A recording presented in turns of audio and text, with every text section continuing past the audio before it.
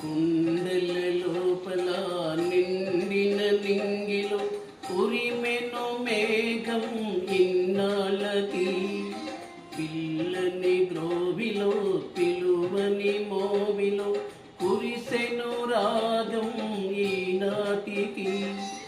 మట్టింటి రాయే మాణిక్యమైపోయి సంగీత రత్నాకరానా, స్వర సప్తకాలే కెరటాలు కాగా ఆగంగ పొంగింది లోనా.